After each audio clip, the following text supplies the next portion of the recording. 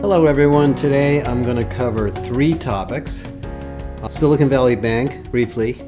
I want to update you on generative AI. I'm going to continue to educate everybody as fast as I can as I learn more. And then the big topic is really about pay equity. We're introducing a very, very groundbreaking study on this, and I want to celebrate Equal Pay Day, which is this Tuesday, and explain to you what's going on. And then I'm going to play an interview I had with Kathy Enderis, who did the research. So first of all, whether you're watching the press or not, a pretty significant bank was shut down on Friday after only 24 hours of activity. Silicon Valley Bank is among the top 20 banks in the United States.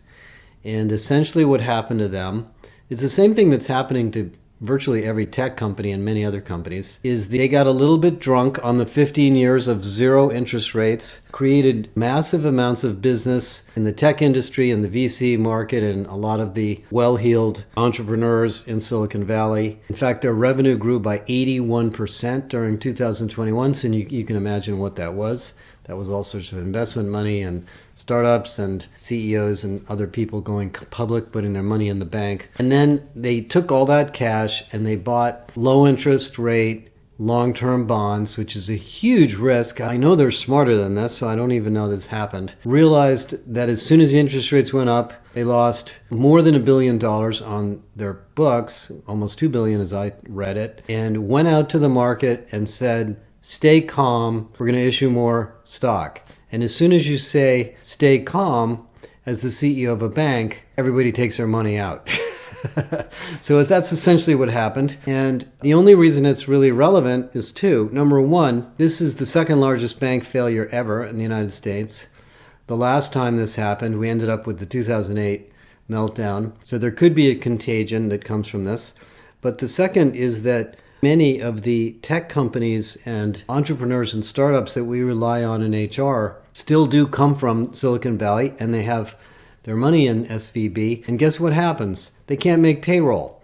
Because for those of you that run payroll, know that the payroll has to be done in cash. So you have to have large amounts of cash available. You can't put it into equities. You could put it into very short-term bonds, but you've got to get them out to pay the payroll. And that's not FDIC insured. So the only way to prevent that is to spread your cash into dozens of banks, each of which are insured for $250,000, and then aggregate it every 2 weeks when you run your payroll, which nobody wants to do. So I would pay attention to that. I don't know what it's going to mean to people in financial services or other companies yet, but it could be kind of the beginning of a little more chaos in the financial markets. The second topic, briefly, is generative AI. And I am talking to some of the smartest people in this. I have a call with OpenAI coming up this week, and many of you have reached out to me, and I want to talk to all of you. So we're scheduling calls with all of the vendors we work with. And this week, I put out a pretty long article on some of the potential applications of generative AI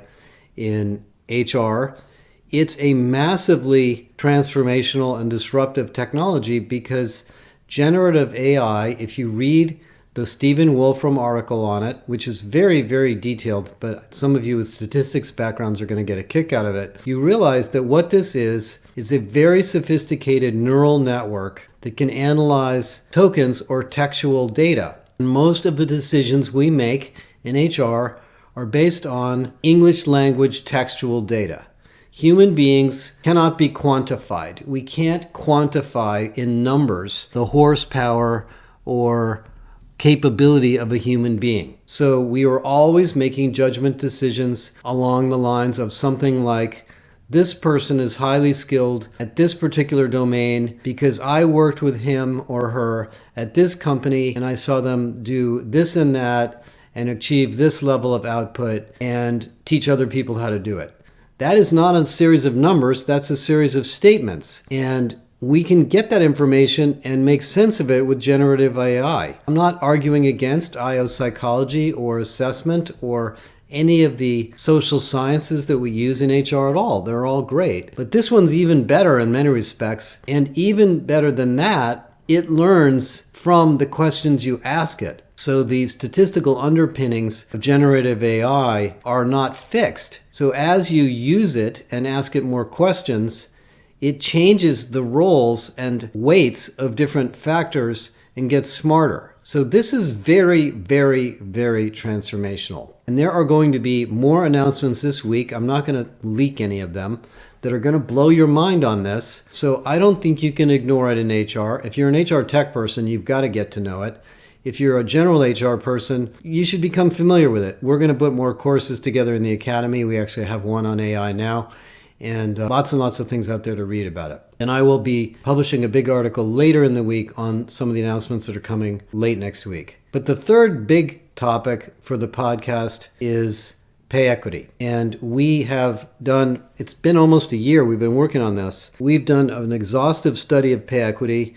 Kathy Enderis led the research, and we talked to a bunch of vendors. We talked to lots and lots of companies. We've interviewed companies that really understand this.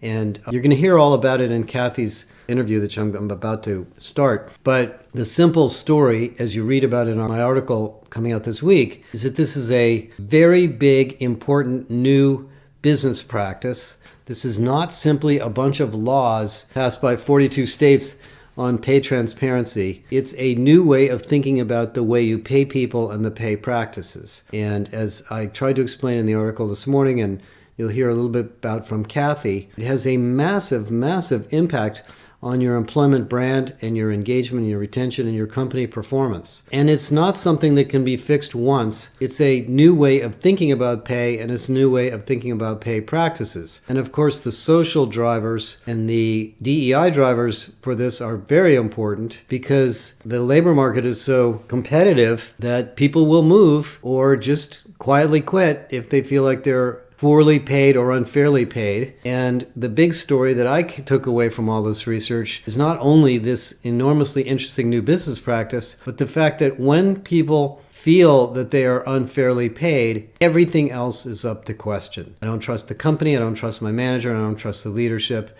Why am I working here? Maybe I should look around. Obviously, people don't appreciate me, etc., etc., etc. And according to McKinsey, who has studied this, as have other companies, McKinsey believes that women's inequity is a $12 trillion drag on the global economy.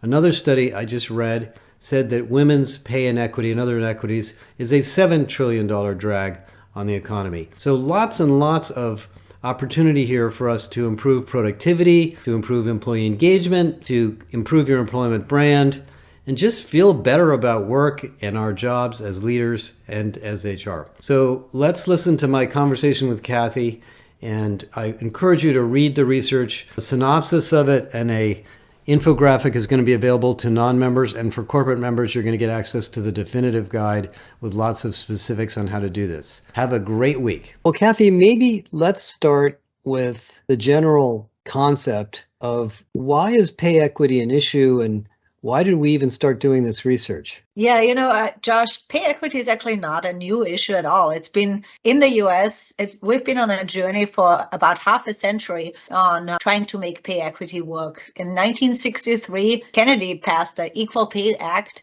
And in the meantime, since then, of course, all 50 states have passed various laws and legislations to address inequities in pay. So that's basically what the Equal Pay Act and pay equity is all about, making sure that equal pay for equal work happens. And it sounds very simple, but it's actually very, very complicated. And the reason why it's been such a big topic, I think, in the last maybe year or two, well, a few things. One of them is really, really big lawsuits. So, for example, Google had a massive settlement of 118 million in June 2022, I think, for pay inequities, basically paying women inequitably compared to men. And of course, that really, really big lawsuit makes CFOs and CEOs scared about that. So there's a legal risk, the reputation risk, the financial risk, and a lot of CEOs, according to a study and why we did this study, a lot of CEOs see this as a big component and a critical component of their strategy, of their people strategy, their business strategy. So there's a lot of commitment to it, but it's very, very hard to do. And that's why we actually try to understand why is there seemingly not a lot of progress in pay equity. what's behind that, how do you get it done, and how can you just get better at this. So we wanted to study both what's behind all of these lack of progress or the lack of progress in pay equity, and then also how you can actually get it right. So that's what we set out to do. Sounds like it's a really important project. So given the awareness of the problem and the history of this, where are companies today on this topic? Because I think you found that they're pretty naive and immature. Very, very naive and immature is exactly the right way to say that. Yeah, in fact, this was the study by far where organizations are least mature when we compare it to any other areas that we had studied. 95% of companies that we surveyed, and we surveyed about 500 of them on 24 management and HR practices and compensation practices and strategies, 95% of them are just struggling basically with pay equity. So it's a really hard thing to get right. And organizations are just not they're really not very far ahead with this at all. So most companies are seeing this, either trying to ignore the topic altogether, so basically trying to forget about it, and then maybe some kind of legal issue, some new law, some compliance issue comes around, or some other risk comes around, and then they wake up to it, and then they do something about it, or they just see it as kind of a one-off project where they just trying to understand, are there any pay inequities, and then just piecemeal addressing issues. But then, of course, a year later, when you look at it again, the same kind of issues have crept up again because they haven't kept up with just basically looking at your business in a holistic way. Because every time you hire somebody, every time you promote somebody, every time you give somebody a learning opportunity, every time you place somebody in a project, it has the potential to create inequities. And at the end of the day, then also, as the last piece of the puzzle, pay inequities. So I have a lot of questions to ask you about this, but let's start with the basic one. What does a basic pay equity analysis do? What is involved? Like, do we just look at everybody's pay and let's look at men versus women and determine the difference? Because everybody's at a different level of tenure, different level of span of control, and so forth. What does a project like this look like? Yeah, so there's really big difference between what you just described as a pay gap analysis. So this is literally just saying, comparing what men make to what women make, or what different ethnicities make, or different age groups make. Just literally just straight comparison. Very easy to do, of course. Can be useful maybe for benchmarking, but it doesn't really tell you if there's equal pay for equal work because you didn't factor the equal work into it, right? It could be that all the men have the senior level jobs and all the women have the junior level jobs. Yeah. So then, of course, men will always make more than women in this case, right? Or vice versa. And you didn't factor in location, and you didn't factor in skills levels, and you didn't factor in like what groups are comparable, what kind of job groups are comparable, what seniority, what span of control they have if they're manager level, for example. All of these kind of different factors need to be factored in a pay equity analysis. So pay equity analysis is actually pretty complicated to do because first you're going to decide which groups are similar, and we call that similarly situated employee groups. So you say basically which employees can we bundle into one group together because they do similar work. And that could be job families, but in reality, sometimes it's broader than job families. So for example, similar situated groups could be the HR groups and the maybe marketing groups or something like that. Probably sales is a different group because they have a very different job and different compensation structure and all of that. So you got to decide what groups are similar, what job groups are similar to compare to each other. And then you got to do pretty sophisticated statistical analysis. So you got to think about doing regressions, for example, because you got to see what things are correlated to each other. And you want certain things to be correlated to each other, but you don't want, for example, gender to be correlated to pay, because that would be a not defensible differentiator if you want. You don't want to say, well, because they're a woman, they're paid more or less, right? You want experience level, for example, to be correlated with higher pay. If somebody is more experienced, they should get higher pay. If somebody is maybe different locations could be correlated with pay, because you live in San Francisco, you probably get paid more than when you live in Kansas City because the cost of living is higher and all of that. So there's correlations help you determine if they're valid correlation or they're not valid correlation. So you got to do this statistical analysis. You got to think also about how you factor out basically the things that are explainable. So for example, we talked with a manufacturing company. They told us we didn't really think about that the manufacturing leads for different warehouses have very different spans of control. One of the warehouses has 500 people, the other one has 5,000 people. And they didn't think about that when they did the first round of analysis, and then they brought managers into basically the analysis and said, it doesn't look quite right. And they said right away, well, you didn't think about the different spans of control, of course, make this 5,000 people person job, the warehouse manager, much harder than the 500 warehouse level. So you gotta really and usually you do a lot of analysis a lot of times. You run it and then you look at it and you run it again, and you bring managers, business people in basically because they really understand the work and the skills and what could be factors that could differentiate pay levels, what could be valued factors and what should not be defensible factors or valued factors. So it's a lot of iteration there. And what companies found out when you try to do this first in-house or without technology, it's kind of really hard to do. So that's where specialized technology comes in too, because there's technologies out there that are really specialized to do exactly those scenarios and those modeling situations and all of that. And you can feed that from the HRS, for example. And so they do all these analysis for you and you don't have to do them yourself. There's a lot that could go wrong, basically. So let me try to summarize this. I love this stuff because it's so interesting and so scientific. So you create these similarity groups, throw all the various employee profile data and the compensation data into this big computer. Yes. And it says pay seems to be correlated with this, and this.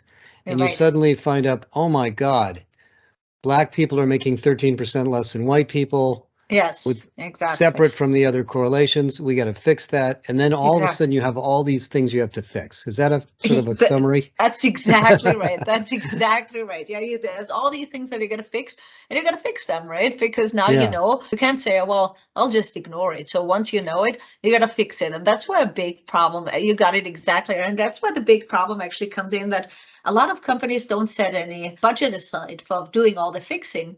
And that's a big problem, right? Because then you say, well, what do you do about the people that are overpaid? You take their money away? I mean, let's get into the solutions. But before we get into the solutions, I want to ask you a couple more questions about the process. So you hire a vendor or you buy a tool, you do this project with the help of the vendor, I assume. You come up with these shocking findings. You run them by the business leaders, and they tell you about the 500 person versus the 5,000 person span of control. Exactly. And then I assume there's a lot of yelling and screaming. Where people say, well, of course these people need more money because of blah, blah, blah, right? Right. There must be a lot of debating. Of course, because just out of curiosity, before we get into the solutions, I've always wondered about tenure. So in my career, I worked for 2 companies for a long time, 1 company for a medium amount of time. And my pay was, in most cases, wasn't very high, and it was held back by poor performance management ratings or other things that happened early in my career. And I knew I would never catch up to these other people. How do you deal with that? The sort of the history of somebody's pay? Actually, that's a great question, because that's where these salary history laws came in, that you in California and many other places, Delaware, Massachusetts, other places, you can't ask somebody for their salary history. So you cannot legally ask somebody when they apply for a job, well, what are you making now? You can ask them, what do you expect to be paid, which might be a roundabout way to get to their salary. But that was exactly why these laws got introduced, to say, banning basically recruiters or hiring managers when they're interviewing a candidate to say, what are you making now? Because then you perpetuate all the salary history. So in other words, when you already come in lower paid, usually so you can't ask that. But once the company's been running for 20 or 30 years, this is already in place. That's already in place. Is that a legitimate? Let's suppose that comes up as a correlation, which I'm sure it does. What do companies do about that? They just say tenure matters here, and so therefore we're going to pay you based on tenure, and that's the end of it? Well, usually a lot of times, actually more tenured employees get paid less, because whenever you make a switch, right, you Oh, get because a they big haven't been salary. out in the Yeah, job they market haven't been out competing, in so the they've yeah, fallen exactly. behind. They're falling behind because every time you, as you know, right, every time you Yeah. switch jobs, you get a much bigger salary bump. You get a 10%, So this around is a 15. Yeah, constantly changing problem. So every time you're constantly hiring somebody changing. new in, you've just messed up with the equity. Right. That's exactly right. And the best companies, Microsoft, for example, they look before they even extend an offer to anybody. They look if they're introducing another salary or pay inequity with that. So they're checking every single time before they go out and offer a job. Is that going to cause an issue for anybody else in the company? Because they want to avoid that. Let me talk with you about Yeah. that for a minute. So that's Yeah. an important philosophical thing. I know in our company, because we're not very big, we don't hire people that are out of salary range because we know it'll mess it up. But a lot of these big tech companies or even investment banks, they'll look for superstars that are making 3 or 4 times as much money as somebody else, and they want to hire them. Correct. Is that good or bad? Well, they want to hire them, and in the most equitable companies, they can't just hire them for that They're kind of just money. It's prevented just, from doing yeah, that. they're just prevented from doing it. You just can't, basically. You So can't do it. those Yeah. Yeah. types of people have to go elsewhere. Yeah, they have to go elsewhere, or they maybe they join for other things like than money, right? Because if you think about Microsoft, they don't pay, for example, people exorbitant salaries like other tech companies. They don't pay them 10 times as much as like other software developers, for example, like Google or something. They get 10 times more sometimes than somebody else in another a software developer in another company. And Microsoft doesn't do that, but they're a great company, right? They're very well respected. They're great on the resumes. So if this come pay there. equity crusade sweeps across business, in some sense, employers will have a little more power over highly skilled employees to negotiate with them and say, I don't really care if you want to make that much money. We simply don't pay that much for this That's role right. here. That's Yeah. exactly right. And that's what the most equitable, the 5% of these of all the companies that we studied, those that are good at pay equity, they do that. They don't allow the hiring manager or the manager to just offer whatever they want and say, well, this person either has to come for that salary or they can't come at all, because we can't Yeah. afford to make that. Okay, so to let's introduce the switch gears to inequity. something else that I think is even more interesting, the impact of this. Yeah. So I know one of the things you discovered through our various methodologies is the financial, human capital, and innovation impact of pay equity Yeah. versus other things. Tell us what you learned about how important this is. Yeah, it's really, really important. In fact, when we studied employee experience, we found out that pay equity is actually 13 times more impactful than paying people a lot of money. 13 times more. So it's 13 times more. 13. So, yeah, 13. So it's 13 times more impactful than paying people a lot of money. So that's a lot of impact, right? Same thing, it has a huge impact on health and well-being. In our healthy organization study, we found out pay equity, paying people fair and equitably, is actually the number one most impactful practice of all the ones. And it doesn't even seem like a well-being practice, but yet people are just healthier and less stressed and all of that if you don't have to wonder if you're paid fairly. Can I stop you on that? Yeah. I want to make that point. So a year ago or whenever it was, we did this study of the healthy organization. Yeah. We looked at all these factors, and the thing that popped out the top was pay equity. And I remember you and Jan and I looked at that and said, that can't be right. Yeah, I know, right? But it's true. And and the interpretation that I had before we had done this pay equity study was, well, maybe when people aren't paid fairly, they feel like everything else is unfair in the company too. That's and so correct, suddenly the yeah. whole company feels like a big political mess, and people are just generally unsettled by their place in the company. Is that sort of the interpretation? Yeah, I think that makes a lot of sense. And it could also be if they feel they are underpaid overall, because pay equity is not just internal, it's also external, right? So if they feel they're overall underpaid, they might not be able to make ends meet, and they might be just financially stressed. And if you're financially stressed, if you're thinking about, can I make my mortgage? Can I send my children to school? Well, then you probably can't be well, very it seems to healthy. me, I mean, I remember I've worked in, you come into work and every day you're sitting next to somebody who makes a lot more money than you, and it sort of grates on you after a while. Of course, and you can't, absolutely, and you probably don't want to work with that person very much, right? You can't really collaborate with them because you're resentful, of course. Yeah. And then, of course, it's not healthy, but then also you can't do great work. And so then it gets worse and worse because maybe your performance suffers, right? So let's talk about this performance. So the big study coming after this, of course, is our big total reward study, which is also very interesting. Yeah. But I think the counter to this whole philosophy is we want to pay for performance. And if somebody hits it out of the park, we want them to make 5 times as much money than everybody else, like a baseball player. Yeah. Does this research refute that in some way? It doesn't really, because pay for performance, if you determine performance ratings and performance overall in a fair and equitable way, and that's a big if, and you can absolutely, that's a valid differentiator, right? You could say, well, if I'm very sure that this person is like 10 times performing higher than the other person in sales, for example, is very clear, right? You could say this person made 200% of their quota and the other person made 80% of their quota. Well, you could say our pay philosophy says you get paid like 5 times more when you make that much more of your quota. You can execute on that, and it's not unfair. But I think the problem is performance, usually other than in sales, is not very easy to determine. So the whole bias in performance management, of course, then comes into that discussion. So now you've got the issue of performance management. Performance management biases, and then you say, well, how do you really know if these are high performers, or something like that? And are you really mitigating those biases? So that's why. So the pay equity analysis, it sounds like, might be the symptom of a problem with the performance management system too. Exactly.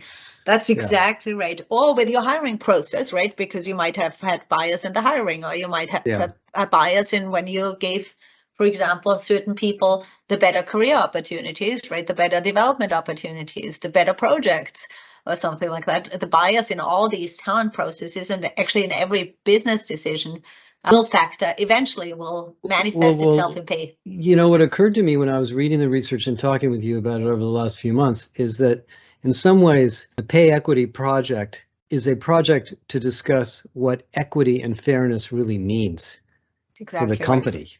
That's exactly in right. general. Yeah. What do we reward around here? What do we consider valuable? What do we consider not valuable or not important to differentiate? Which gets into diversity and inclusion and belonging and performance, right? All at the same time. That's exactly right. Yeah, and as a matter of fact, actually, the best companies, those 5% of companies, don't see pay equity as a project at all. They see this as something that's always there, basically, like considerations for pay equity, but really equity are constantly part of any kind of business decision. In fact, that's one of the compensation leaders from a very large consulting company told us that. She said, every single business decision that we make, we look at from a pay equity lens. Every business decision, every single business decision, because even when you think about what your locations you open or something like that, I mean, that's in the right, end of that the day, affects it. that affects it too. So every single business decision is a pay equity decision. So you got to think about it from that lens. A couple more small questions and then we'll wrap up. So one of the things that's really big right now, I just had a bunch of calls on this, is internal mobility. Companies trying to do a much better job of moving people around. What do you believe the strategy should be for someone who's in a fairly low paid role and then they take a project or a job in a fairly high paid role relative to pay equity?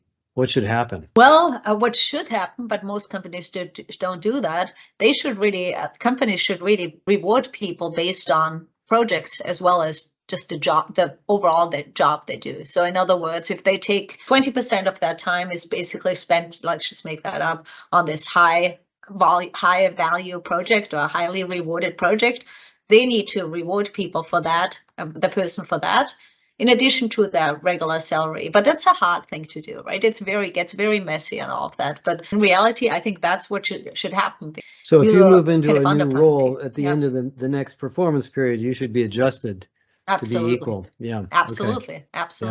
And adjust it up. And by the way, some companies even adjust people when you think about not just projects, but locations, for example. One company we talked with, they said, we actually adjust people down when they move to a lower cost location as well, which I think now, especially with hybrid work and remote work, is kind of an interesting thing to do, because usually you're always saying, oh, we grandfather people in and they move from New York to Minneapolis or Atlanta. and we don't take their pay away. But some Yeah. say actually we reduce their pay because now they have a lower cost of living. So why wouldn't they be reduced down? Because otherwise you have the person that's now in Atlanta making a lot more than the other people in Atlanta. And how is that fair? Just because they lived in New York before, right? So you found, I believe you remind me, what percentage of companies are good at this? 5%? 5%. 5%. Okay, so 95% of the people listening to this podcast probably don't know how to do this at all. Yeah, it's exactly right. So maybe the last wrap up, give us your experience. I know this is all in the research and everything.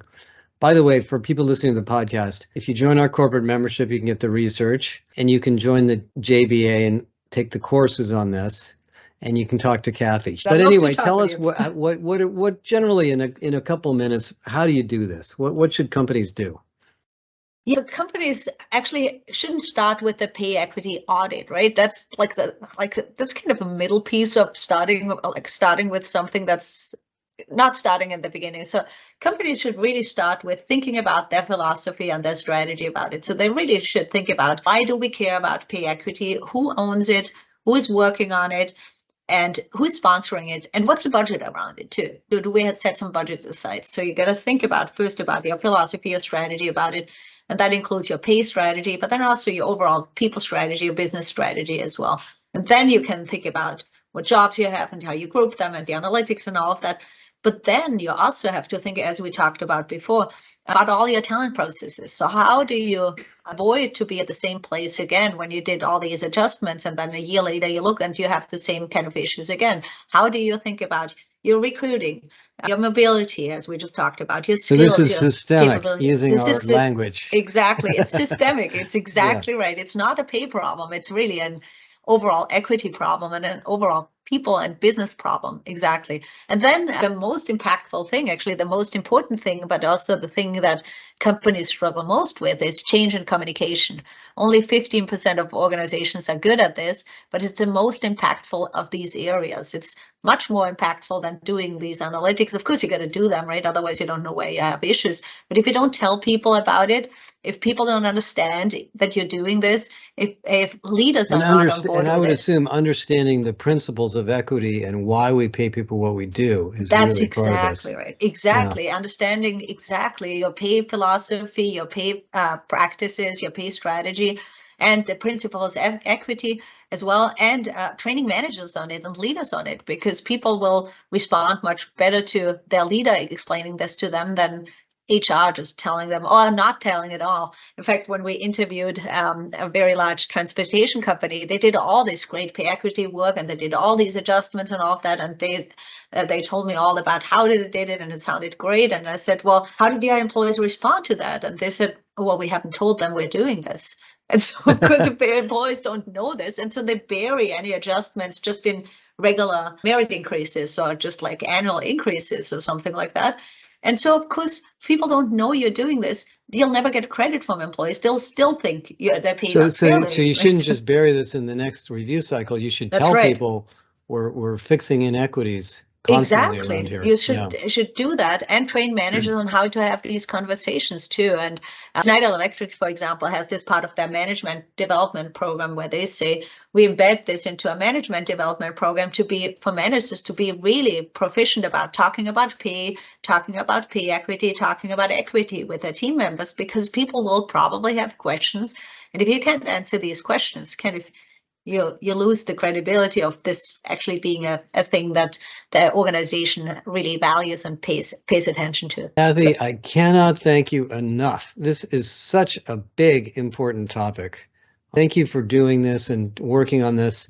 And I know over the next coming months, you're going to be communicating this out there in the world and talking about how this relates to people sustainability and other things. Congratulations on completing this and really unlocking just a gigantic secret of running a great company. Thank you. Well, thank you so much, Josh. It's been a pleasure, and I learned a lot. And I think it's just one of the most impactful things that organizations can do to create equity in their organization, but then also in the environment and communities as well. So I think really, really exciting. Thank you.